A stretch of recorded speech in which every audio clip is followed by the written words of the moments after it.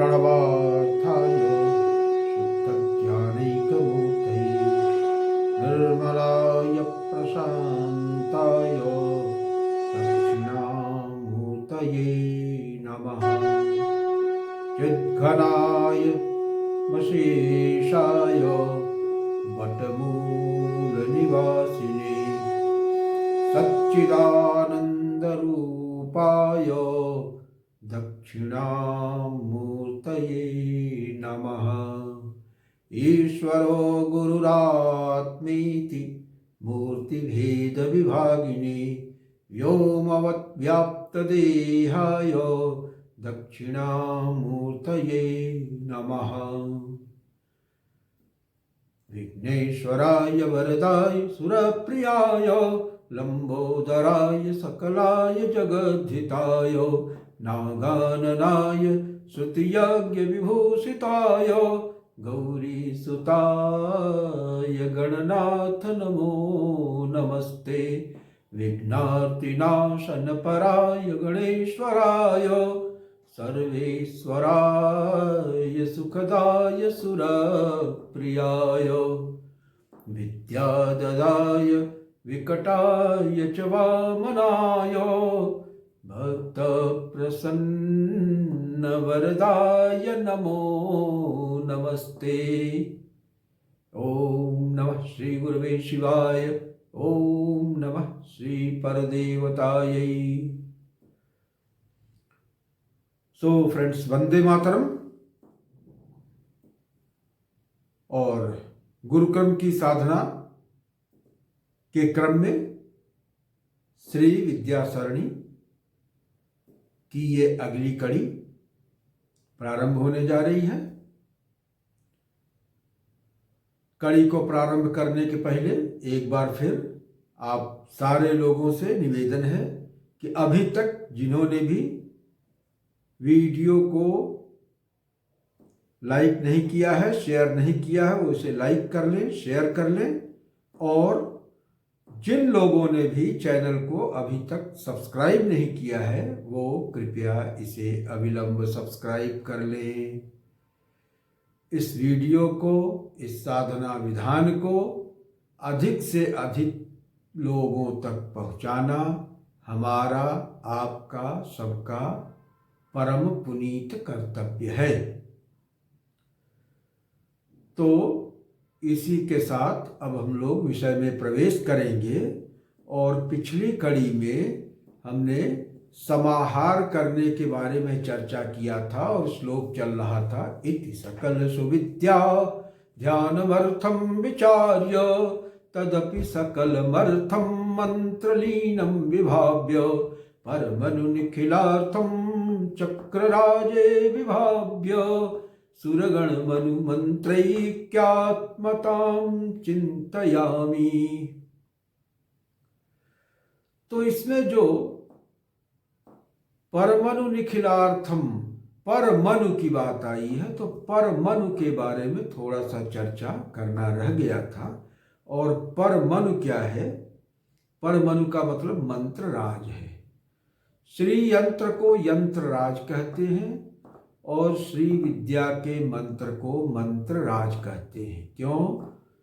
कि श्री यंत्र में सारे यंत्रों का समाहार हो जाता है। जितने भी तरह के यंत्र हो सकते हैं वो सब के सब श्री यंत्र में समाहित हो जाते हैं, सब सबस्यूम्ड है इसके अंदर। और इसी तरह से जो परमनु है या मंत्र राज है, महाषोडशी मंत्र है, उस मंत्र राज के अंतर्गत सारे के सारे मंत्रों का समाहार हो जाता है। तो इसलिए इसको मंत्र राज कहते हैं। अब ये मंत्र राज है क्या? तो इसके बारे में वीडियो में बहुत विशद चर्चा संभव नहीं है, क्योंकि ऐसा शास्त्रों का निषेध है। तथापि मैं आप लोगों को ये बता दूं कि शास्त्रों का निषेध जहां भी होता है आगम शास्त्रों में, तो कहीं भी सर्वथा निषेध नहीं किया गया है। कुछ हद तक उसको खोलने की अनुमति रहती है और कुछ हद तक उसको गोप्य माना जाता है कि कुछ सीमा तक उसमें गोपनीयता बनाए रखनी चाहिए और कुछ सीमा तक उसको खोल भी देना चाहिए, ताकि साधकों को और जो जिज्ञासु हैं उनको कुछ मिल भी जाए और उससे अधिक जो जानना चाहते हैं उनको स्पेशल एफर्ट उसमें डालना पड़ेगा। उनको गुरु को खोजना पड़ेगा, गुरु तक पहुंचना पड़ेगा और गुरुमुख से उसे प्राप्त करना पड़ेगा, क्योंकि ये विद्या परंपरा से आती है, एक शक्ति की श्रृंखला है। जैसे विद्युत है तो विद्युत कहीं एक पावर स्टेशन से आती है, वो भी कहीं से जनरेट हो रही है, उसके बाद तारों के थ्रू पावर स्टेशन में आ रही है, पावर स्टेशन के बाद सब स्टेशन में आ रही है, सब स्टेशन के बाद ट्रांसफार्मर में आ रही है, ट्रांसफार्मर से घर घर में पहुंच रही है। तो इसमें एक सातत्य बना हुआ है, एक कंटिन्यूटी है, कनेक्टिविटी है। ये कहीं भी अगर ये श्रृंखला टूटेगी, कनेक्टिविटी ब्रेक होगी, तो आपकी सारी फिटिंग्स, सारे इंस्ट्रूमेंट्स लगे हैं, वायरिंग दुरुस्त है, बावजूद उसके कोई भी इलेक्ट्रिकल अप्लायंस, आपका कोई भी इलेक्ट्रिकल अपरेटस काम नहीं करेगा। तो इसी तरह से ये पराविद्या है कि ये भी जो है एक परंपरा से चलती हैं, इनकी भी एक कनेक्टिविटी का एक आधार होता है। जैसे विद्युत के प्रवाह के लिए तार का सहारा लिया जाता है, कोई मेटलिक मीडियम होगा, कोई न कोई मीडियम होगा। तो उसी तरह से ये पराशक्ति का भी जो प्रवाह है, जब भौतिक शक्ति का प्रवाह जो एक माध्यम खोजता है, तो आप ये मान लें कि पराशक्ति का प्रवाह भी एक माध्यम को खोजता है। अगर माध्यम नहीं है तो वो कंटिन्यूअस नहीं रहेगा, सीमलेस नहीं रहेगा। तो वो एक गुरु परंपरा से ही वो शक्ति का संचार होता है। शब्दों का भले संप्रदान हो जाए, मंत्र के शब्दों को हम आपको कोई भी दे सकता है, लिख सकता है, बोल सकता है, लेकिन वो मंत्र नहीं रहेंगे, वो शब्द रहेंगे, क्योंकि मंत्र में और शब्द में एक अंतर है। अंतर क्या है कि मंत्रों में पराशक्ति की अनुग्रहात्मिका शक्ति भी होती है और उस अनुग्रहात्मिका शक्ति के चलते मंत्र जहां भी जाता है उसको अनुप्राणित करता है और उसको चैत्य करता है। और अगर ये कनेक्टिविटी कहीं से ब्रेक हुई तो वो स्थूल जो पदार्थ है वो स्थूल का स्थूल रह जाएगा, शब्द भी स्थूल होंगे। जैसे शरीर के अंदर आत्मा अगर नहीं है तो कोई भी इंद्रिय काम नहीं कर सकती है, तो उसी तरह से उसमें है कि अगर कंटिन्यूटी ब्रेक हुई तो फिर वो शक्ति नहीं आएगी, फिर ये शरीर जड़वत व्यवहार करेगा। यहाँ तक कि जो मुख से उच्चरित होने वाले शब्द हैं उन शब्दों में भी शक्ति नहीं रहेगी, प्रभावोत्पादकता नहीं रहेगी, अर्थ क्रियाकारित्व तो नहीं रहेगा। तो हम क्या करेंगे कि थोड़ी सी चर्चा इस पे संकेतों में करेंगे। जहाँ तक शास्त्रों की अनुमति है, गुरुओं की अनुमति है, महापुरुषों की अनुमति है, लेकिन एक सीमा के बाद मैं दुस्साहस नहीं कर पाऊंगा। तो उसमें है क्या कि सारा का सारा कुछ जो है ना वो परमात्मा सत्ता से ही चलता है। जो परमात्मा सत्ता है उसी की शक्ति है, वही पराशक्ति कहलाती है। और शक्ति और शक्तिमान में अभेद है, ऐसा नहीं है कि एक शक्ति है एक शक्तिमान है ना। शक्तिमान इसलिए है कि उसके अंदर शक्ति है, शक्ति इसलिए है कि उसके पास शक्तिमान का आधार है ना। तो शक्ति के बिना शक्तिमान नहीं रहेगा, शक्तिमान के बिना शक्ति नहीं रहेगी। अबिना भाव संबंध इसको कहते हैं। अबिना, एक के बिना दूसरा नहीं रह सकता है? तो अबिना भाव संबंध इसको कहते हैं।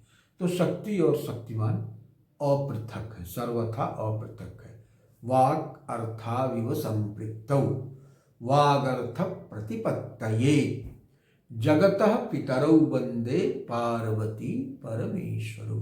जैसे वाक और अर्थ एक दूसरे में अनुस्यूत हैं, गुथे हुए हैं, इनसेपरेबली कनेक्टेड हैं, अलग नहीं किया। जहाँ वाक है वहाँ उस वाक का अर्थ है, जहाँ अर्थ है वहाँ उसको व्यंजित करने वाला वाक्य है। तो इस तरह से जैसे ये वाक और अर्थ है उसी तरह से जो है वो भवानी और शंकर है, तो इनको अलग नहीं किया जा सकता। तो जो परब्रह्म है, परब्रह्म का वाचक शब्द ब्रह्म है, और वो शब्द ब्रह्म क्या है? ओंकार है। ये परब्रह्म का वाचक है। और जो पराशक्ति है, तो पराशक्ति का भी एक वाचक होगा। और जिस तरह से पराशक्ति परब्रह्म पे आश्रित है, उसी तरह से पराशक्ति का जो वाचक होगा वो परब्रह्म के वाचक पे आश्रित होगा। तो जहां परब्रह्म का वाचक ओंकार है, वहीं पराशक्ति का वाचक ह्रींकार है। तो ह्रींकार ओंकार के ऊपर उसी तरह से आश्रित है। अगर ओंकार नहीं रहेगा तो ह्रींकार नहीं रहेगा, ह्रींकार नहीं रहेगा तो ओंकार नहीं रहेगा। और इसका मतलब ये हुआ कि जिस तरह से पराशक्ति और परशिव जो है वो इनसेपरेबली कनेक्टेड है, उसी तरह से ओंकार और ह्रींकार भी जो है इनसेपरेबली कनेक्टेड है। ठीक है। अब ये जो ह्रींकारी शक्ति है, वो ह्रींकारी शक्ति अव्यक्तावस्था है। ह्रींकार जब तक है तब तक वो व्यक्त नहीं है, अव्यक्त है, कारण रूपा है, सर्व कारण कारणा है, और अभिन्न निमित्तोपादानात्मिका है। माने उपादान भी है और निमित्त भी है, इफिशियंट काज भी है और मटेरियल काज भी है, बावजूद उसके ये अव्यक्त है। यही अव्यक्त शक्ति जो है जब व्यक्त होती है, मूर्त रूपता को प्राप्त होती है, कलात्मक होती है, तब ये श्रृंगारी हो जाती है। तो ह्रींकार जो है वो माया बीज है और श्रृंगार लक्ष्मी बीज है। ये दोनों का थोड़ा सा अंतर है कि एक अव्यक्त है और दूसरा व्यक्त रूप है। और सृष्टि का बीज यही व्यक्त रूप है। सृष्टि यहीं से पुरस्सर होती है, श्रृंगार से। लेकिन श्रृंगारी के बैकग्राउंड में ह्रींकारी है, ह्रींकारी के बैकग्राउंड में ओंकार है। और इसका मतलब ये हुआ कि ये तो वाचक हैं, तो वाचक के साथ वाच्य भी लगा रहता है, तो वो परशिव है, पराशक्ति है। पराशक्ति के दो रूप हो गए, एक व्यक्त एक अव्यक्त। अव्यक्त जो है वो ह्रींकारी शक्ति है, व्यक्त जो है वो श्रृंगारी शक्ति है। यह श्रृंगारी शक्ति भी अभिन्न निमित्तोपादानात्मिका है और यही से कलात्मक होकर के इससे कलाएं निकलती हैं और उन कलाओं से ही सृष्टि का निर्माण भी होता है, उनका संचालन भी होता है, उनका पालन भी होता है, उनका उपसंहार भी होता है। तो ये सारा कुछ जो है सबके मूल में पूरा का पूरा सृष्टि बीज जो है वो व्यक्त रूप में श्रृंगारी शक्ति है। अब ये श्रृंगारी जो है वो त्रिगुण साम्य की स्थिति है। यही से तीन गुण अब धीरे धीरे व्यक्तता की ओर चलेंगे। तब ये तीन गुण जब व्यक्त होंगे तो उन्हीं गुणों से रस्सी, गुण माने रस्सी भी होता है, उन्हीं को पूर पार के उसी से पूरा ये संसार बनता है। गुण माने प्रॉपर्टी भी होता है, गुण माने रस्सी भी होता है। तो जो स्थूल पार्ट होगा वो रस्सी का रूप ले लेगा और जो सूक्ष्म पार्ट होगा वो प्रॉपर्टी का रूप ले लेगा। तो उसी रस्सी के अंदर वो प्रॉपर्टी भी भरी रहेगी। तो इस तरह से अब यहीं से गुणसूत्र शब्द आता है, जो बायोलॉजी में क्रोमोसोम होता है, गुणसूत्र होता है कि एक सूत्र रूपता को प्राप्त किया, एक उसी के अंदर एक कंटेनर बन गया, एक कंटेंट बन गया, एक कंटेनर के अंदर जो कंटेंट है वो बन गया, तो गुणसूत्र बन गया। क्रोमोसोम में इसीलिए जो है, जो कहते हैं कि इंफॉर्मेशन पूरी की पूरी कोडिफाइड इंफॉर्मेशन रहती है कि इस क्रोमोसोम को किस रूप में आगे जाके इवॉल्व होना है और अल्टीमेटली क्या बनना है, वो सारी संभावनाएं उसमें रहती हैं। तो इसका मतलब कि उसमें वो सारी की सारी इंफॉर्मेशन कोडिफाइड रूप में जो है वो कंटेंट रहती हैं। और वो थोड़ा सा उसमें जो है वो मटेरियल पार्ट भी होता है जो उसके कम्युनिकेशन को पॉसिबल बनाता है। और वही मॉडल जाके यहाँ पे मिलता है जब वो अन्न रस के साथ इंटरेक्ट करता है या अंडे के साथ जब वो इंटरेक्ट करता है, तो वही वो मॉडल देता है कि इस मॉडल के हिसाब से तुमको डेवलप होना है। उसी तरह से फिर अन्न के रस से रक्त बनेगा, मांस बनेगा, मेद बनेगा, अस्थि बनेगी, मज्जा बनेगा, शुक्र बनेगा, और उसके बाद ओज बनेगा, तेज बनेगा, प्राण तत्व बनेगा। इस तरह से सब जो है कर करा के एक फुल ग्रोन अप मैन के रूप में आ जाता है, जिसके एक सर्टेन डिस्पोजिशंस होते हैं, उसकी एक विशेष शरीराकृति होती है, उसकी लाइकिंग्स एंड डिसलाइकिंग्स होती है, क्योंकि उसमें कार्मिक इंप्रेशंस ऑलरेडी फीडेड है, और उसी कार्मिक इंप्रेशंस की लाइट में यह पूरा का पूरा इवोल्यूशन हुआ है? तो यथा पूर्वम अकल्पयत, जो कहा गया है कि यथा पूर्वम, जिस तरह से पहले था, माने इस शरीर में आने के पहले का जो कुछ भी डिस्पोजिशन था, उस सारा का सारा इसमें कल्पित कर दिया गया, इसमें आरोपित कर दिया गया। यथा पूर्वम अकल्पयत। तो ये हो गया, ओंकार हो गया, ह्रींकार हो गया, श्रींकार हो गया। ये तीन चीजें तो हो गई। अब श्रींकारी से तीन गुण बन गए, सत्व, रज और तम। जो तम वाला हिस्सा है उसमें से, अब देखिए, जो क्वांटम फिजिक्स की थ्योरी आती है कि वेब से पार्टिकल बनना, वो यहीं से बनता है। सूत्र का मतलब क्या हुआ? ये तो वेब की तरह से हुआ ना, ये पार्टिकल के शेप में नहीं हुआ, ये वेब हो गया, एनर्जी फील्ड हो गया। और उसके बाद फिर इसमें से पार्टिकल बने। तो वो पार्टिकल कैसे बनते हैं? तो इन्हीं में से फिर जो है वो पंच तत्वों का उद्भव होगा। 5 गुणों का आरोप जो है, ये 3 गुण से ही फिर 5 गुण बनते हैं, जो कि वो 5 कलाएं होती हैं, है ना। 5 कलाओं में शांतातीता, शांता है, निवृत्ति, धारिका, और एक उत्पीयुनी, या क्या बोलते हैं उसको, मतलब ये 5 कलाएं हैं। उन्हीं 5 कलाओं से 5 तत्वों का निर्माण होता है, जो आकाश, वायु, अग्नि, जल और पृथ्वी।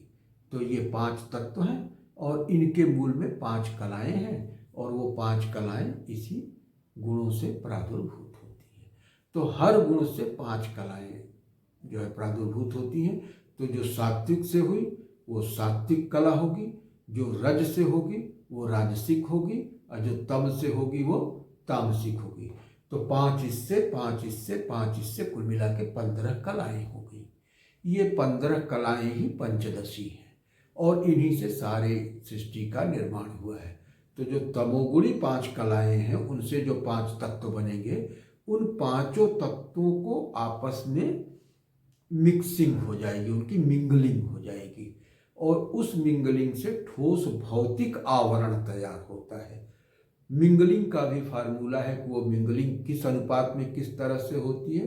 तो कहते हैं कि जिस तत्व के गुण की प्रधानता देनी होती है, जैसे ठोस चीज बनाना है तो पृथ्वी तत्व उसमें चाहिए, तो पृथ्वी तत्व को 50% रख देंगे।